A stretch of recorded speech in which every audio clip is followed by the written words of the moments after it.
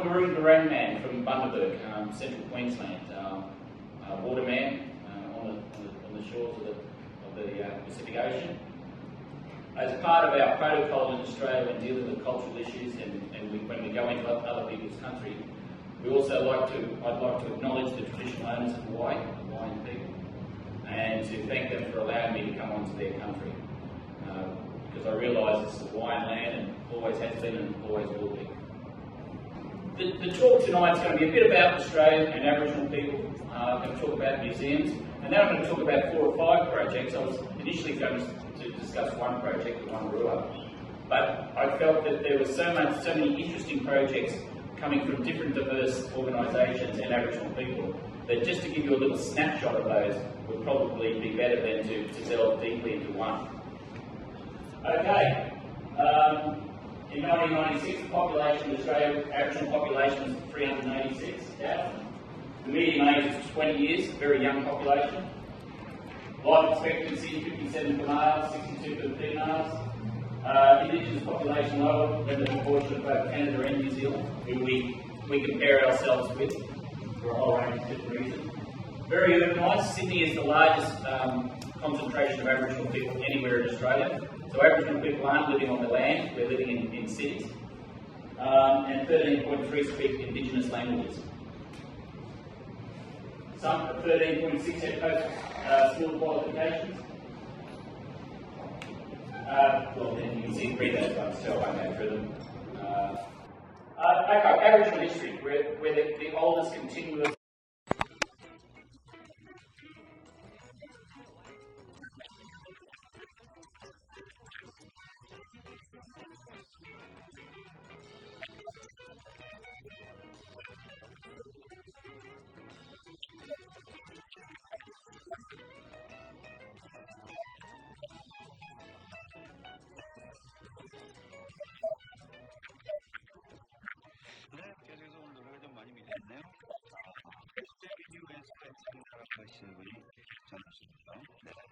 GP. 60,000 years of occupation, Aboriginal people came down through the Indonesian archipelago. 40,000 years ago in Western New South Wales, Aboriginal people were living at Lake Mungo, and these are some of the oldest, these remains that were found at Lake Mungo in the late 70s, are some of the oldest fully formed Homo sapien remains in the world. All of Australia was occupied, including Tasmania 20,000 years ago. And the last ice age was 20,000 years ago. That's when Tasmania, the island south of Australia, was cut off from the mainland. The dingo was introduced 6,000 years ago, and the dingo then wiped out the Thylacine and the Tasmanian devil, which were on the mainland, and they survived until European colonisation in the 1900s. The dingo arrived 6,000 years ago. 1,500 years ago, 1,700 years ago, Trepang fishermen were coming down from Makassar, Indonesian island. The Trepang was then traded back into Imperial China. Aboriginal people were then in contact with the Dutch in the western parts of Australia. Captain Cook arrived, of course, in 1770, and all they seemed to want was us to be gone. It was a statement by one Aboriginal person. Captain Phillip arrives with the first fleet of convicts. Almost instantaneously, conflict starts happening. And certainly, as you can see from some of those dates, 1790, Hemmelway undertook quite an extensive insurgency against Phillip in the western parts of Sydney. In 1868, 150 Aboriginal people were killed in a punitive action in the Kimberleys. 1870, the beginning of the Aboriginal children being taken away from their families, to starting to breaking down the culture. Wonnarua in Western Australia declares war on Europeans. Federations, Aboriginals were not counted in the census. I'll just flick through some of those. It wasn't until '67 that Aboriginal people were counted in the census and were considered as full Australians. What happened from about the 1930s to the 70s, there was a huge amount of political agitation by Aboriginal people. A land rights movement was started. The first land grants happened in about 1973 or 75. that should be 1985, Uluru Ayers was handed back to its traditional owners. The black deaths in custody, there was Aboriginal incarceration rates are huge. There was a huge percentage of those incarcerations, people were supposed to have committed suicide. Royal Commission was put in place to try to stem this tide of death, and reported back in 88. The Redfern speech was a famous speech by our Prime Minister, Keating, at the time, which talked about the dispossession, the poisoning of the water holes and those sorts of things. And it's really seen as a landmark speech and acknowledgement of the treatment of Aboriginal people. So that gives you some of the sense of the politics. I mean, Australia is, and Aboriginal issues in Australia are very political. There's great divides in how do we deal with the Aboriginal problem. But certainly the issue of culture, the continuation of culture, is a very significant part of Aboriginal self-esteem, but it's also a very important part of the native title getting land back process. What is a museum? Got the HMA here, so lots of people seem to know what museums are, and I think the traditional sense, my museum was a traditional museum. We had public programs, we had collections, we had research. We had science, Indigenous cultures felt within that, curators felt that the collections were theirs, and theirs alone.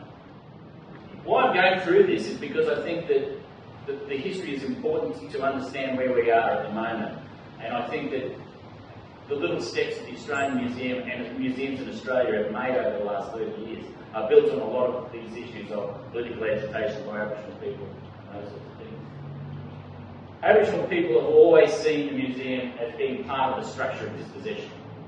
We were the places where we could say things about Aboriginal culture that was demeaning, that placed them within the human evolutionary cycle at the lowest end. These are the sorts of things that people saw there. We also, in our early days at the Australian Museum, this quote, "Moving the pillow before they died," there was a huge rush around 1870 and 1880 to collect as many Aboriginal objects as possible, because the race of Aboriginal people were going to die out within 20 years.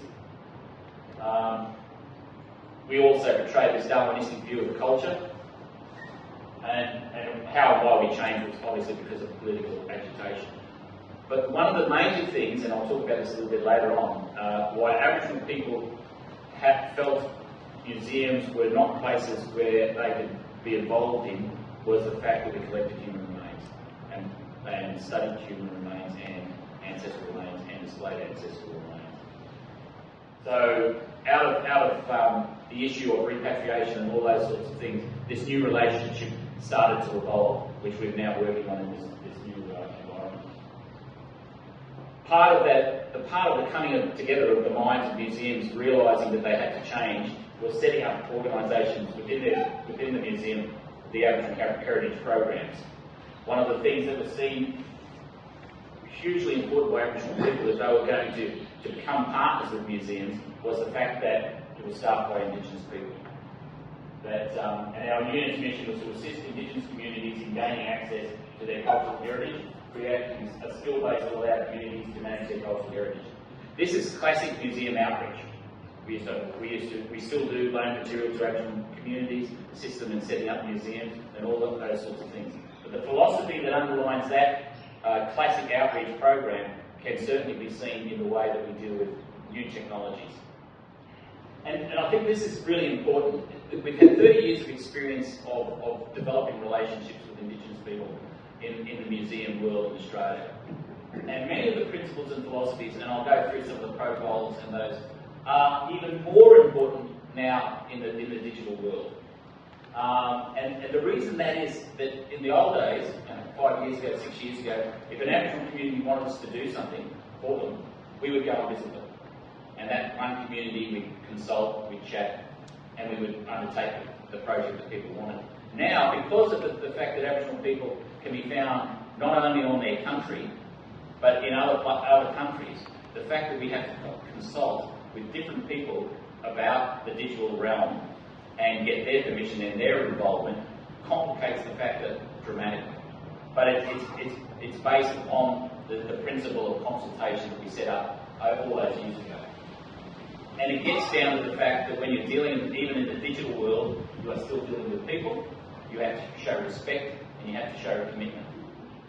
Consultation, and I mean, it's a phrase that in Australia is thrown around quite a lot. I've consulted with you, I asked you.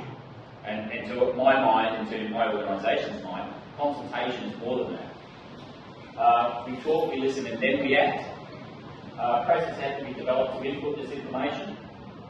Thus, consultation equals evaluation, and it happens on a rolling basis. So we talk, we make sure we are clear on what people want, and then we deliver.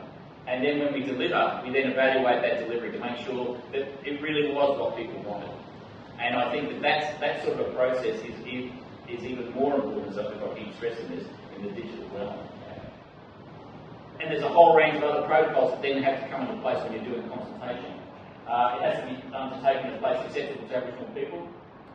There has to be something in it for them. Ownership and ability to direct, long-term commitment, tangible results, and Indigenous people involved.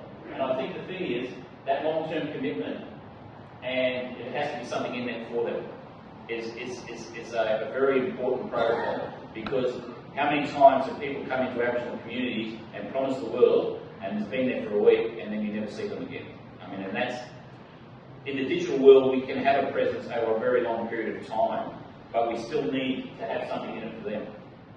I'll talk about 4 projects, and then I'll talk about 4 or 5 different digital projects, because I think that, as I say, underlining this new world that we have, there's a lot of work that's gone on, a lot of trust that's been built, and I think the word trust is an important aspect there that needs to be gone through.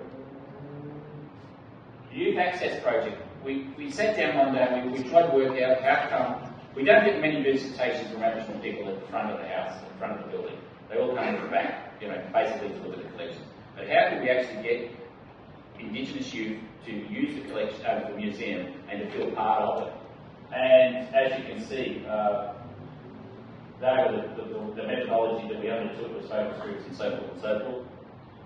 And what they wanted was respect for them as people, Indigenous youth, welcoming atmosphere, seeing themselves reflected in content programming and staffing the team, active learning experiences, involvement in program development, use of technology. So when we did this research, we said, well, we can do all those other things, but the use of technology is probably the one that we're really going to get people in. Outreach programs, these were the bedrock of the involvement of the Australian Museum within Aboriginal communities. We basically started off with basic museum practices. The program was refined through workshop evaluation, long history of consultation. People knew they would be listened to when we were involved there. And basically what we were doing was assisting people setting up museums in their own areas. Because there was a perception in the late 80s, early 90s that for people to maintain their cultural identity and those sorts of things, museums would be a good source, local museums would be a good way of doing that. It's gone out of favour now, and I think what's happened is that the museum complex that people wanted to develop were real burdens upon the community, and now people are seeing that technology is a way of achieving those sorts of ends. So the Keeping Cultural CD-ROM, our first foray into a sustainable delivery of services to Aboriginal people was the development of a DVD. And basically there's a lot of talking heads, Aboriginal people talking to other Aboriginal people about setting up museums, why it's important, how you can go about it, how you can fund it, and those sorts of things. There was a lot of feedback came into the museum about that process, and we felt it was very successful. But it was just a tool. That it wasn't something that we could give to Aboriginal people and say, well, go away now, you don't need us anymore. We found that it was a way of presenting the information to Aboriginal people in a format that they wanted, but they still wanted you there. And the same thing that was used in Vancouver and a couple of other places, and people found exactly the same example. So it wasn't a standalone thing that I could send in the post. So then we've got the idea of how could technology how can we use new technologies to support Aboriginal cultural objectives. What we call it is digital repatriation, for want of a better word. But what is repatriation? And I think the thing is that it's not just what we've found during the process of repatriation, ancestral remains and cultural property, and intellectual property now, as we're doing through the web, is that it's about relationships. It's not about the objects. It's a two-way process about understanding commitment and return of remains and what have you. So you can take those first three principles and you can see where we're coming from when we start developing these other projects. Aboriginal perspective, and it's really interesting here, the return of remains and secret sacred, obviously, the return of other cultural property, intellectual material, training, and support of their cultural activities, objectives. So they saw repatriation as important, the top two, but the bottom three as being just as supportive. So we're starting to see people starting to work out how can we extend the idea of repatriation. And what is the repatriation process has made from the Australian Museum? We've developed relationships, knowledge flows back into the museum, staff development, and this really important thing, relevant organisation in the late 20th and early 21st century. And I think that people in Australia certainly understand the concept that if we were not repatriating, certainly if we weren't moving into digital repatriation in its many forms, then we would not be relevant to our major stakeholder, which is Aboriginal people. Digital repatriation, and I think one of the things about museums is we went through the land of plenty in the 1990s. There's a lot of money for Aboriginal issues in Australia. We saw the writing on the wall, and by 2000, I think this is why museums were scrambling to try to work out how we were going to deliver services to Aboriginal people. And we saw new technologies as being sustainable. And what reinforced it in my mind, Google Maps. I was in Central Australia about 2004, 2005. And I was listening to these people talk about these old Aboriginal men. And if you know Goddard from Central Australia, it's in three dimensions, basically. And these men were going on to Google Maps and looking at their country and then arguing over, now that's that property there, and they were using their technology to reinforce their cultural knowledge and to show to the young kids their cultural knowledge. And it really dawned on me then, here is a way that we can sustain our outreach programs and be relevant to Aboriginal people in the future. This is a really interesting project. I've jumped into the projects now. This is our editor, and I mentioned that a little bit earlier. This is a project based in South Australia. It's a community project, and it's a database, and it's been operating for 10 years. The Pitjantjatjara people are the people in the centre bit of Australia. Very diverse communities, very spread out, very inhospitable countryside. They said back 10 years ago, that they wanted the old photos from the missions brought back. This fellow down in South Australia started digitising. It then grew and grew and grew. And the community controls the process. So what normally happens, he digitises a whole range of material. And then every 6 months he does a 3,000 or 4,000 kilometre run around to various communities. He then uploads the material to their laptops. People then get onto their laptops and make alterations. They add data to the photographs, the films, or whatever.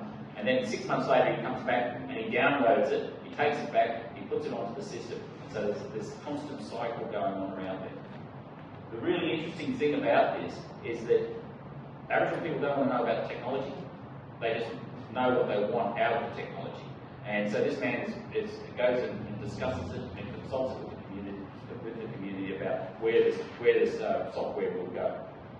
One of the and so part of the digitisation of the photos has been so wonderful in that people are seeing themselves as young people. But there was a really wonderful little photo of three old men sitting around a campfire, and their hats are on and the whole works. And there was one elbow.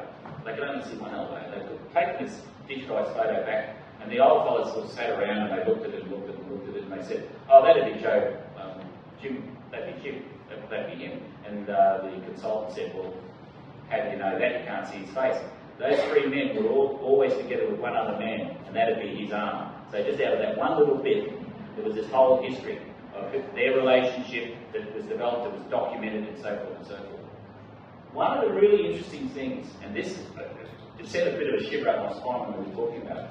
In Aboriginal Australia, in parts of Aboriginal Australia, secret sacred objects are that. They are secret and they're sacred, and people are still being speared in Australia for misuse of that material. Now, these old men in Pitjantjatjara land, you know, maybe only went to first class or second class, they were worried about this secret sacred material going on. They sort of understood service, you know, they understood. And they said, but that's women's stuff's on that server too. And he said, yeah, but they can't access it, there's firewalls. And they said, no, we want our secret material put on another server. He said, even in the digital realm, that material can't be near where women's material is. So it's interesting, a cultural concept was them being transferred to the digital realm. And this chap works with this constantly, and he's just constantly amazed at the ability of people to transmit that sort of material. The future, it's one of the most exciting projects. It's been going 10 years. It's run on a really the smell of an oily rag, as they say in Australia. I mean, they scrape money together and what have you. But I think it has a future because there's a whole generation of younger Aboriginal Pitjantjatjara people that are coming through. Now, for cultural reasons, they may never be able to take on the digitisation and those sorts of roles, but they understand technology and want to use the technology. And I've got a little example a little bit later on of how people are continuing to use technology, or going to use technology to continue our cultural practice. So that's a really interesting one. This is the other end of the scale. This is the Queensland Government project, and it's called the Knowledge Centres, which is it's a really lovely name. And basically, it's a digitisation program. People can input material in, but it's run at the local council level, and it's dispersed over. You can't really see that. Most of Queensland. Now, Queensland is probably 4,000 kilometres long and about a kilometre and a half, 1,000, maybe 2,000 kilometres wide, something like that. So it's a huge space, and the Queensland Government decided that they were going to digitise Indigenous material and get them back out there into the communities. The trouble with these sorts of programs, and being in the library, it's more likely to be sustainable than being in a museum because of the philosophical concepts that librarians work under, is that giving out knowledge is what they do. Governments come and go. It's a very expensive exercise. Local governments are involved, and like everywhere else in the world, Queensland local government's been squeezed financially. So what will happen is that as the budgets get tighter and tighter and tighter, that'll be moved. They'll be moved over, and maybe fall off the wall. So that's a real problem there with that one project. And as I say, I think there's a real question about sustainability. And governments love to move on to new projects, larger projects, and what have you. And I think that the idea of a local project has more legs. Yirrkala's in Arnhem Land. Yirrkala was visited during the 1948 Arnhem Land expedition. It was a joint Australian and Smithsonian Institute expedition just after the war. In fact, the Smithsonian has just repatriated the ancestral remains, some of the ancestral remains that were collected on that project. These people, in Aboriginal Australia, there are communities that are very powerful, very self-assured of their own cultural and of their own being, of where they come from. And these people are exactly that. So this documentation program is actually based in the community. They run it themselves. They have white people to run it for them because that's what they want. Because they don't want to know about the tech stuff. We've got you to do that. You go and do that, and we'll go and do ceremony and all those sorts of other things. So it's a really interesting concept. But it's theirs. It's run by them. There's oral histories, documentation, the whole lot. One of the really interesting things came out of this project was that a major significant Aboriginal artist called Wonnarua passed away in the mid-80s. But he did some oral histories on bark paintings at the Australian Museum and documented them and said what they were about, who was, what's the underlying message in it and all those sorts of things. We returned those tapes and copies of those photographs to the community. And one of the ladies up there were running a traditional health camp. And they came across the photo of this bark painting, which said that this tree was a medicine tree, and they didn't know that. So they went back into the centre and listened to Wonnjik's tapes and realised that there was knowledge there that somehow had just passed away. And so it reinforced in their mind the value of obviously the digitisation. But the first question they asked was, how much more information is out there that we don't know about? So it was a classic example of digitisation achieving what we hoped, sustaining culture, but also increasing culture. And constantly that's the refrain by Aboriginal people. How much is out there that we don't know? How many oral histories? How many voices? How many language tapes do you have so that we can bring them back and record them? This one has legs. This community will not fold, obviously, but the enthusiasm for the project within the community. Young filmmakers have been down to the museum and they did a filmmaking course, and this is the beauty of digital cameras and that. Then came into the museum and filmed the era colour collections in the museum and were talking about them and in language so that they could take it back to their old fellas and show them what was still being kept at the museum.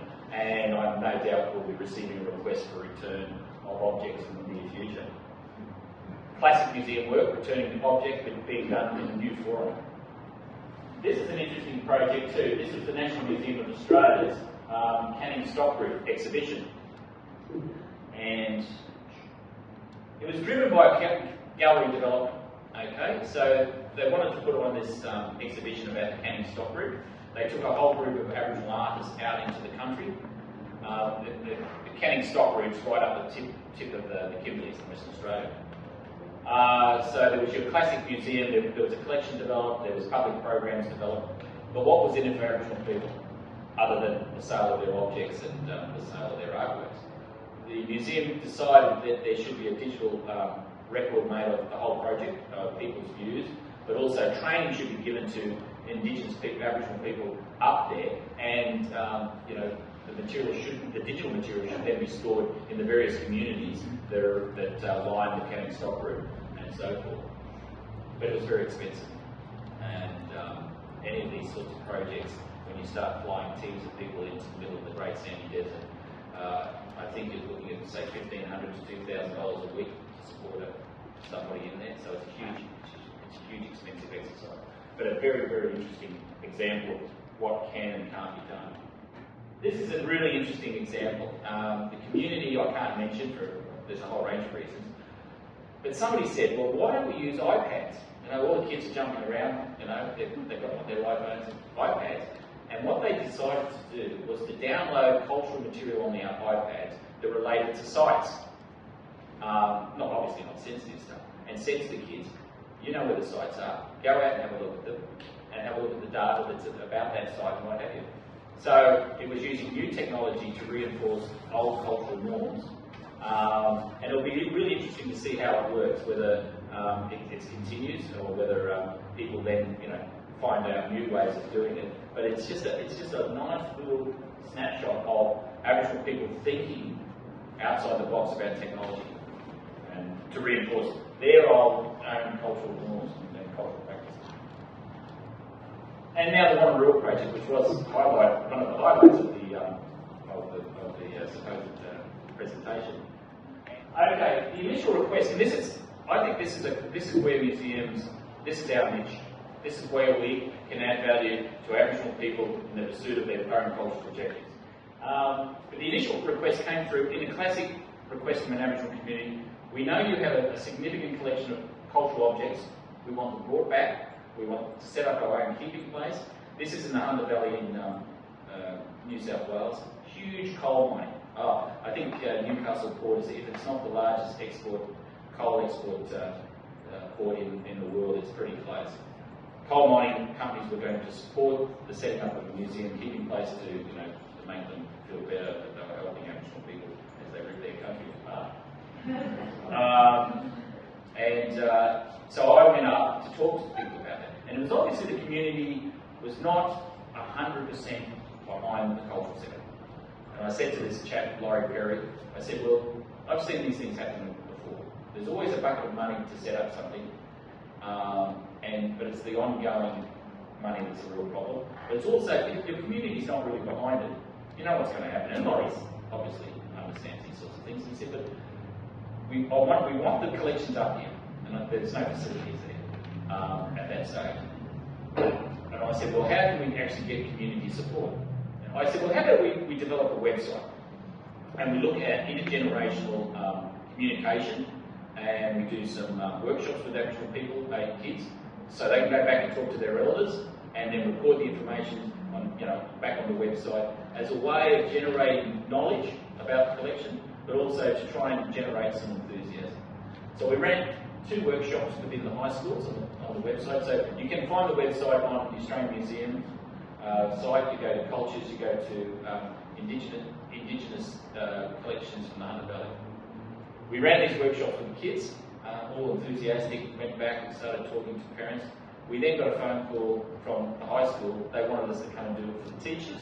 So there's about 160, 170 teachers there.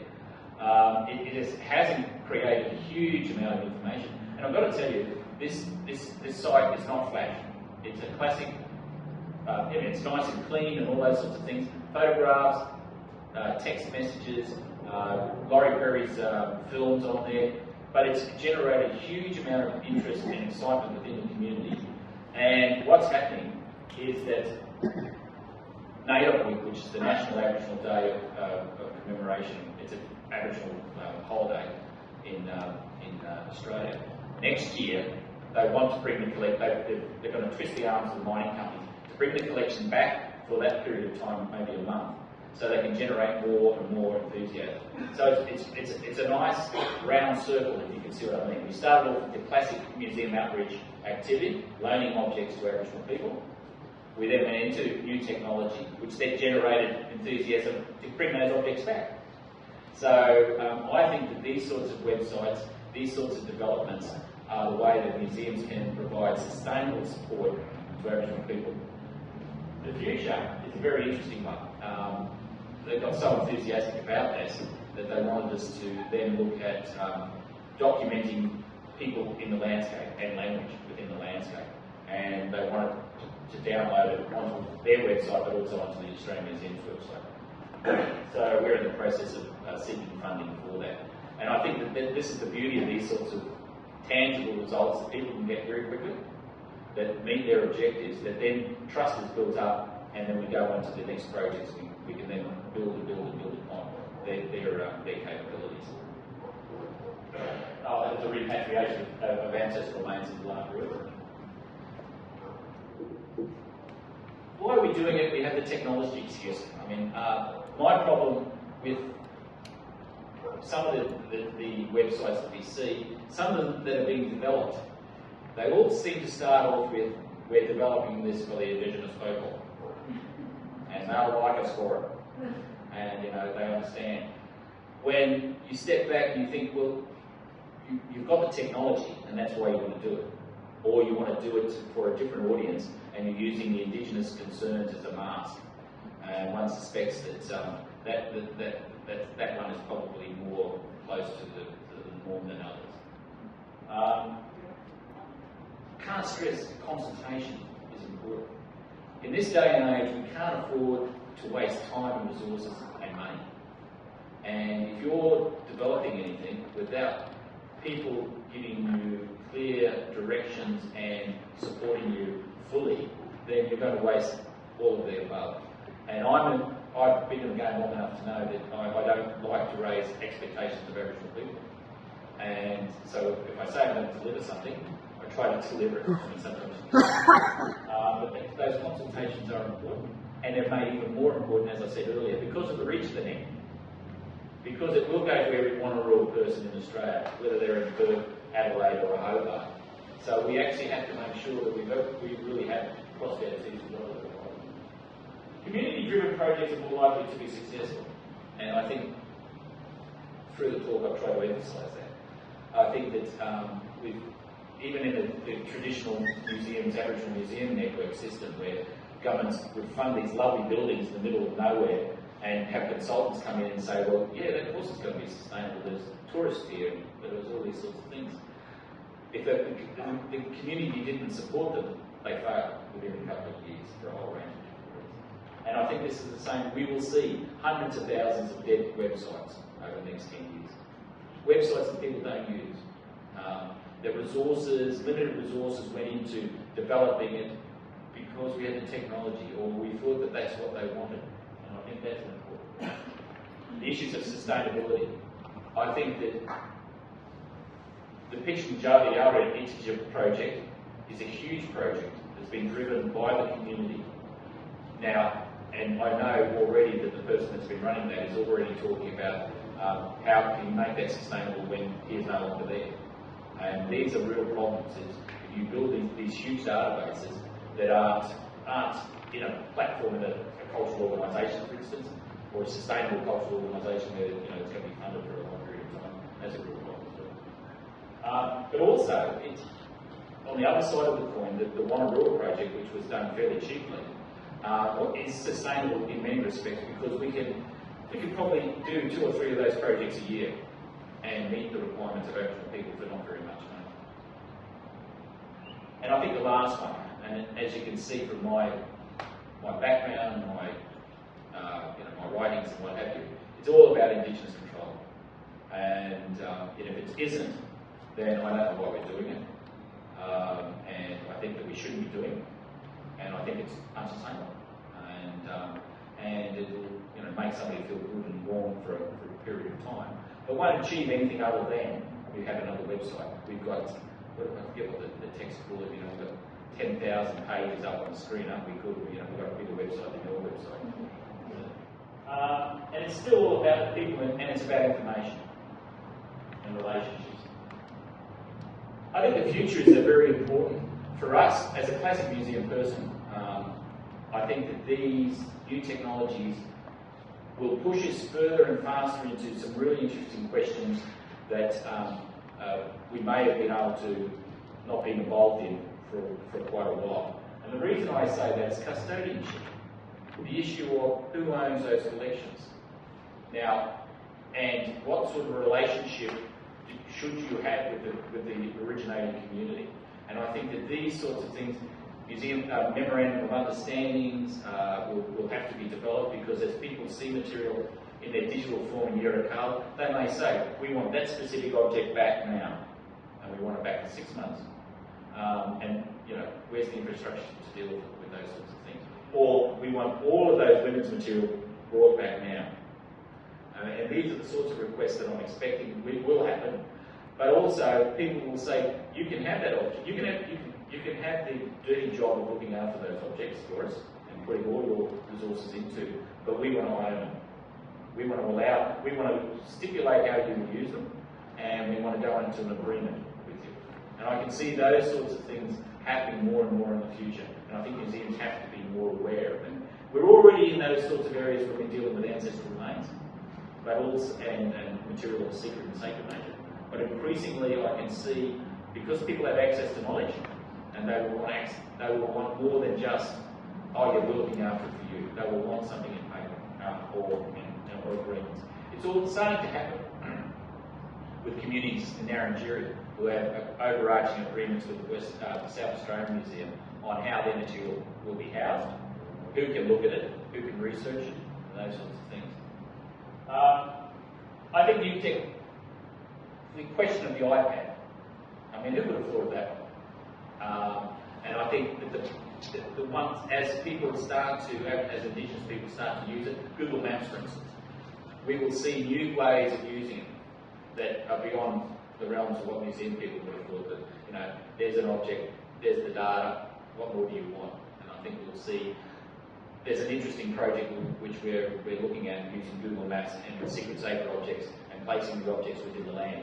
So people are looking at the land, and because objects are related back into the land, and can then bring the object up, and we're going to trial it in a bit next. I keep stressing relationships. The museum's been there nearly 180, 190 years.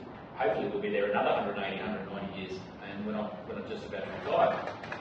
But the relationships that will grow with communities such as Yirrkala and Wonnarua. The Yirrkala is such a strong, as I said to you earlier, strong, passionate community and group of people that I can see that as we start to talk about memorandums of understanding, we'll be talking about renewing them every 5 to 10 years. There'll be a whole relationship that will be developed that will be way beyond classical museum teaching. And the last one, I think that all of the activities of museums over the last 30 years in Australia about relating to Aboriginal people's concerns about whether they be ancestral names, secret, sacred, and all those other things, has made us relevant to them. And I think that new technologies will just give us the ability to raise that relevance level in supporting Indigenous people and their cultural areas. And I think that's about it. I hope that you've enjoyed that. But I think the point I'm trying to say is that even though we're 5, 6 years into to doing this sort of stuff at museums, I think the next 5 to 10 years is going to be really exciting because we will be going into such new ground and in working in partnership with people, which will be really exciting about to see what the results will get. Thank you.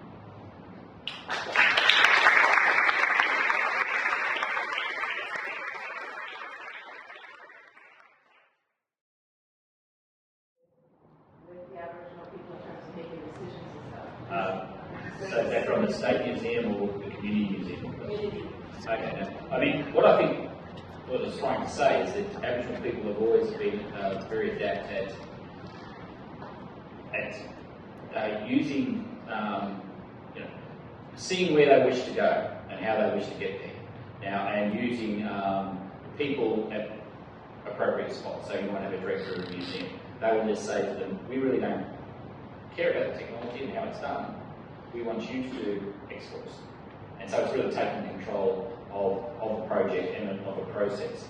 And that person, certainly in places like Yirrkala, you would never be able to overstep the line. You would be told very quickly by the traditional owners that that was an owner and don't do it again or you're out. So it's about a community deciding what is important for itself. A good example is the Kitchen Yard, the Heritage project. And what happens, because that chap, John, has been there for so long, the community members trust him, the senior men trust him. And he actually labours the point quite often. He says when there's a really sticky situation, he goes back to them again and asks them, and what they say to him, John, we've already told you, no way, do it. We trust you. But he says, he still occasionally has to emphasise the point, especially when you're dealing with these objects of the secret and sacred nature. So there's the trust issue. It's already there. Would really help also here in Hawaii, just keeping people connected to a living, that it's a living, viable culture. It's not something just in a glass box somewhere. I mean, museums, in the whole spectrum of cultural objectives, for one of them, but the cultural sphere of Aboriginal people, goes from land rights right through to health and medical things. Museums only sit that much. What we can do is really that much. And I think while these things are important and that they add to the overall, I think that museums got to remember that that's all we are. And that's what we find. When we get people down from up north, the first thing they'll have a look at the objects and go, oh, that's nice. So we don't do it like that anymore. But anyway, and they say, where's your oral histories? Where's your language tapes? Where's your photos? These are the sorts of things that communities, and that's why new technologies are wonderful for that. And then as people leave the stories, they say, oh, well, when you send that one back to us, so objects in those sorts of communities are as important as objects down the southeast are for a whole range of colonial reasons. And so we did find that the outreach program of loaning material was significant in certain communities and not so in other ones. We recently had a case in Wonnarua where the loan was, after 5 years, the material should come back. And I went up there to talk to the lady, and I was basically run out of town and told them not to come back until they had a better attitude. You know? And basically what the better attitude was, the material staying here. You know? So I think, yeah, I think there's a role to play for objects, but I think there's these other areas should never be forgotten. When you return, do you return objects so that people can undertake ceremonies, or is it to replace objects that they don't have anymore, and so forth and so forth. There's a whole range of things. I mean, you can return, there's repatriation, and then there's long-term loan and support. The issue of repatriation usually only involves sacred objects, or objects of significance, huge significance. Sacred objects, literally people are still being injured and hurt and killed if they misuse these objects. They're powerful objects. They've been taken out of the system where they were pivotal in many respects, and now you're asking the community to take them back in. Whole power relationships have changed within the community relating to objects. So if you take it back, you've got to make sure, one, you take it back to the right person, and two, they want it back. So in many cases, people will say, we don't want it back because it's too powerful, we don't understand how to held it back. But the objects that do go back are used then within the ceremony fairly quickly. The issue of long-term loans, that can vary from people just want access to cultural property because there's no cultural property left in their communities. Or they want the old cultural property. So just to show young people how it was done and those sorts of things. And there's a big issue in parts of Australia about people using their own cultural icons on their art. Like that. And so objects are quite often used in that context, taking it to the young artists and saying, these are your icons, these are your cultural designs that you can use. Don't use the centre material from the centre or material from up north. So there's a whole range of those sorts of activities. And I think that the more you go into it, the more you find out how people are using it differently. And I think that that's important too. The question was about how the museum industry is accepting of this new technology that appears to be taking power away from them. I suspect there's parts of the museum world, you know, the curator would love to have his white coat or her white coat on, sitting down there with her objects or his objects, not allowing any Aboriginal person to come near them. But I think because that's why the history was an important aspect, why I included that history, is that the relationship, the understanding, the two-way dialogue that's been going on over the last 30 years, this is just an exciting new way of doing it. And I think that that's the way people are embracing the digitisation of new technology. How can we get this out there fast enough, and how can we actually get people accessing this? And what it does, it seems to take the average local museum keeping place model and exploding it and saying to people, the reason you wanted this, we can do here. It was quite interesting, like the Wonnarua. They said, oh, that's wonderful, we love it, it's great, but we still want the objects, mate. So yeah, no, I think we feel that it's empowering. And because our relationships are getting stronger, we're actually doing important things with the collections. And I think that museology over the last 20 or 30 years in Australia is about the use of the collections in a positive sense to support our Aboriginal activities, cultural activities. And I think it's an empowering thing. I think people want to do it. Especially when you see little films like that Laurie Perry film, digital camera, on the Mac did the editing, and it's up there on the web, and people can relate to it straight away. And in his words, he's telling it quicker and more succinctly than I can. So I think we find that the digital recordings of people coming into our storerooms, for instance, and talking to them about their relationship to objects, is really powerful. So the anthropologist, the keeper of the gate, is not there anymore, and I think that's a very interesting component to the whole lot. As museums seen as being active agents in supporting Aboriginal land rights and those sorts of things. I think people actually think about museums, they might. I don't think people think about museums much, to tell you the truth. I mean, in the general world. and if they want to come and they want to have a look at, galleries and walk away. And that's, we haven't talked about that other component with the general public. But certainly with Aboriginal people, I think Aboriginal people would be surprised if museums went against their wishes anymore. I think that, the relationship has moved on, that it's almost, they expect us to be standing beside them when they want to deal with something on cultural issues. So I'm not too sure that, but the general public would never think of museums in any context other than dusty shelves and little old fogey curators running around the back. Unless that's such things as that. But how